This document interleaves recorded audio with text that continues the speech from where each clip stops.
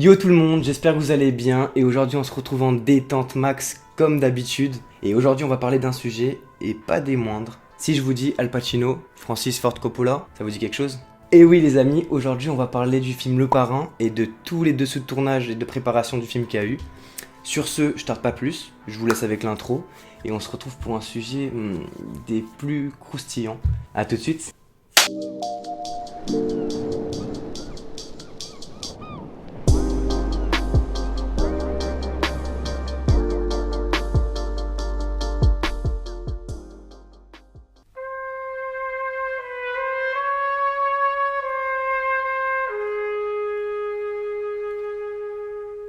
Tout d'abord, l'histoire du Parrain, elle commence en mars 1969. Car oui, avant d'être un film, Le Parrain, c'était un roman qui raconte l'histoire de la famille qui est aujourd'hui l'une des familles les plus connues, la famille Corleone. En quelques semaines, le livre ça devient un best-seller et qui dit best-seller dit production de cinéma. Très rapidement, la Paramount Picture Corporation, que vous connaissez tous, elle va racheter les droits pour en faire un film. La production est confiée à Albert Scotland Rudy, dit Al Rudy, et la réalisation est confiée à Ford Coppola, que vous connaissez tous aujourd'hui. À ce moment-là, ni l'un ni l'autre ne se doute que la mafia dans l'ombre, qui a peur d'être stigmatisée, va tout faire pour empêcher le tournage. Pour que vous compreniez un peu mieux tout ça, je vais vous parler de la mafia. Et il faut savoir qu'à cette époque, à New York, on compte 5 grandes familles mafieuses qui forment la Cosa Nostra, ou encore Ce qui est à nous en italien. Et parmi ces grandes familles, on va s'intéresser à l'une d'entre elles, la famille Colombo. Cette famille, elle est dirigée par Joseph Colombo, va être l'un des principaux opposants au tournage du Parrain. Alors, Joseph Colombo, il est connu pour avoir fondé en 1970 The Italian Civil Rights League, ou la Ligue de défense italo-américaine. C'est une organisation qui est présentée comme un groupe de défense des droits civiques des Italo-américains aux États-Unis. Mais bon, vous vous doutez bien qu'en réalité, c'est un gigantesque écran de fumée juste pour masquer les activités criminelles de la famille Colombo.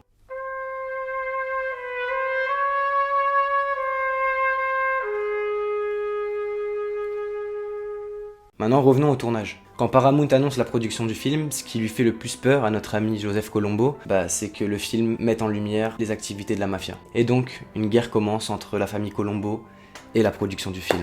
Et cette guerre, elle va commencer dès les repérages. Alors les repérages, ils vont commencer à Staten Island, dans l'état de New York, et dès les repérages, il va y avoir des gros coups de pression de la mafia envers Francis Coppola et son équipe. La mafia qui va revendiquer des bénéfices du film en échange d'une protection. Protection contre qui? Contre eux-mêmes en fait. C'est un peu du foutage de gueule, on est d'accord. Ouais. Quelques temps plus tard, à Los Angeles, Al Rudy, le producteur du film, il va retrouver les vitres de sa voiture cassées au fusil à pompe.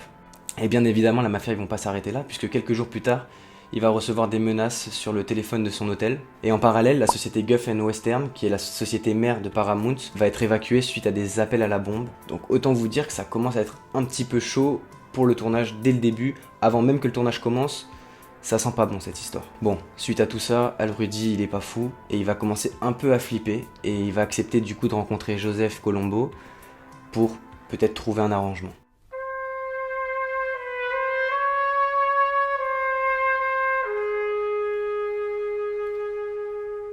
Et c'est le 25 février 1971, environ un mois avant le tournage, que le jeune producteur il va être emmené en limousine à l'un des salons du parc Sheraton. Alors le parc Sheraton, c'est juste un palace en plein milieu de Manhattan. Autant vous dire que notre ami Joseph, il sait recevoir. Alors les deux hommes se rencontrent enfin et Joe Colombo il va annoncer deux conditions. Tout d'abord, il souhaite que les termes mafia et Cosa Nostra ne soient pas présents dans le scénario. Et sa deuxième condition, c'est que les bénéfices de l'avant-première soient versés à une association caricative proche de la Ligue de défense italo-américaine. Si ces deux conditions sont acceptées par le jeune producteur, alors il n'empêchera pas le tournage et notre ami Al Rudy, il se sent un peu obligé d'accepter l'accord et donc il va le faire et accepter l'accord. Et en mars 1971, une déclaration publique va être faite annonçant que le film Le Parrain a la bénédiction de la Ligue. Jusque-là, tout va bien. Mais bien évidemment, tout ça, ça va créer des tensions, notamment au sein de Gulf Western, qui est, je rappelle, la société mère de Paramount. Et les dirigeants, ils vont même aller jusqu'à virer Al Rudy parce que cet accord est perçu par le grand public comme un accord avec la mafia. Et ça corrèle pas du tout avec leur éthique à eux. Mais bon, finalement, Al Rudy il va être réembauché grâce à Francis Coppola qui lui va insister pour qu'il fasse partie de son projet. Et la production va bien évidemment accepter, les dirigeants vont accepter.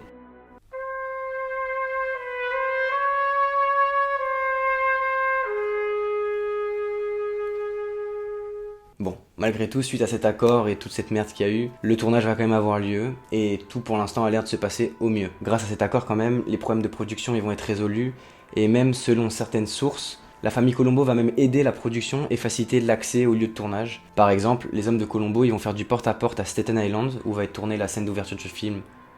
La scène d'ouverture du film. La scène d'ouverture du film, que vous connaissez tous, pour assurer aux habitants que le tournage se passera nickel. Mais la mafia, ils vont aller encore plus loin.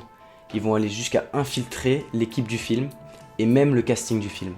Ça vous dit rien ? Eh bien c'est le cas de Lenny Montana, qui jouera le rôle du célèbre tueur à gages de la famille Corleone, Luca Brasi. Alors Lenny Montana, c'est un ancien catcheur qui est devenu un homme de main de la famille Colombo, et à la base il est envoyé pour superviser le tournage, mais finalement il va réussir à passer une audition et à avoir le rôle. Mais bon, manquant d'expérience et n'étant pas acteur, il oublie souvent ses répliques. Du coup, Coppola, il va incorporer ce trait de caractère à son personnage. On peut par exemple voir une scène dans le film où le mafieux va répéter son discours avant de rencontrer le grand Vito Corleone. Hello, I am honored and grateful that you have invited me to your home on the wedding day of your daughter. And may their first child be a master. Et apparemment, son stress et son anxiété sont réels dans la scène et ils l'ont gardé tel quel. Don Corleone, I am honored and grateful that you have invited me to your daughter's wedding.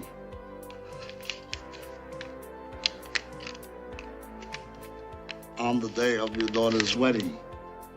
Selon Greg Fredrickson, qui est le producteur associé du film, quand Coppola a montré à Lenny comment décharger un pistolet, il serait retourné et lui aurait demandé, je cite,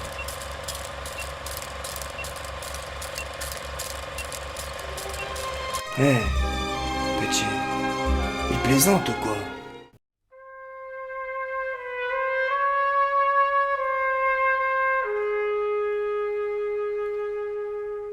Mais alors que tout semble se passer pour le mieux, des problèmes ressurgissent. Pour Colombo, cet accord avec Al Rudy, c'est une victoire. Mais malheureusement, pour les 4 autres grandes familles de la Cosa Nostra, ça l'est moins.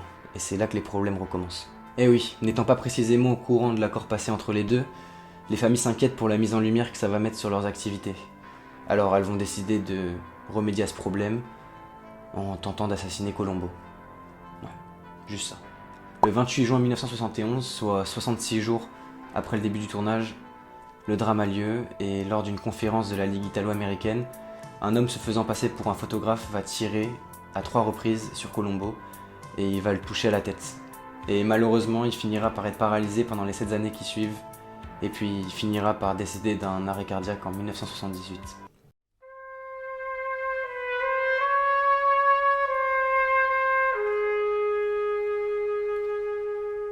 Bon, le 18 octobre 1972, le film sort, et Paramount, ils veulent plus être associés à la mafia, et refusent même de reverser les bénéfices promis de l'avant-première.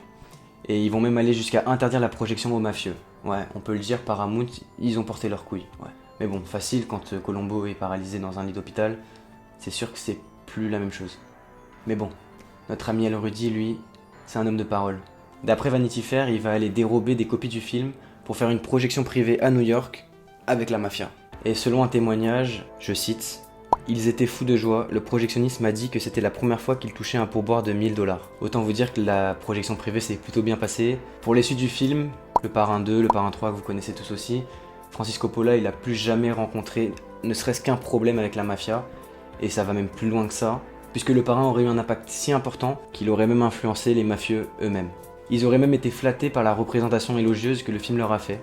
Et ils auraient même commencé à imiter certaines expressions et certains rituels du film, comme appeler un boss Don, lui baiser les mains, ou encore porter une boutonnière rouge. Bon, comme vous avez pu le voir, le tournage et la préparation du film Le Parrain, ça n'a pas été un long fleuve tranquille. Mais bon, moi je trouve que c'est déjà un miracle qu'il n'y ait pas eu de drame, en dehors de ce qui est arrivé à Joseph Colombo. Mais c'est un peu différent, c'est un mafieux, il connaissait un peu les risques aussi, ça reste un règlement de compte entre familles mafieuses. Mais c'est déjà un miracle pour moi qu'il n'y ait rien eu envers l'équipe du film. Et finalement, c'est marrant de voir que ce film, il a même réussi à impacter les familles mafieuses au point de reprendre des expressions, des mœurs qu'on voit dans le film qui n'existaient pas forcément dans les familles à la base. Et je trouve ça fou quand même. Et puis ce film est devenu l'énorme succès qu'on connaît tous aujourd'hui. Bon, la vidéo touche à sa fin. J'espère que vous avez passé un bon moment, que vous avez kiffé, que vous aviez été en détente max parce que c'est le plus important ici. Et n'hésitez pas à lâcher un pouce bleu, à vous abonner, à activer la cloche des notifications, ça fait toujours plaisir.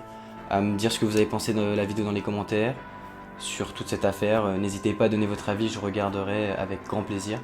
Et puis moi je vous fais des gros bisous, je vous dis à bientôt. Ciao. Bisous la famille.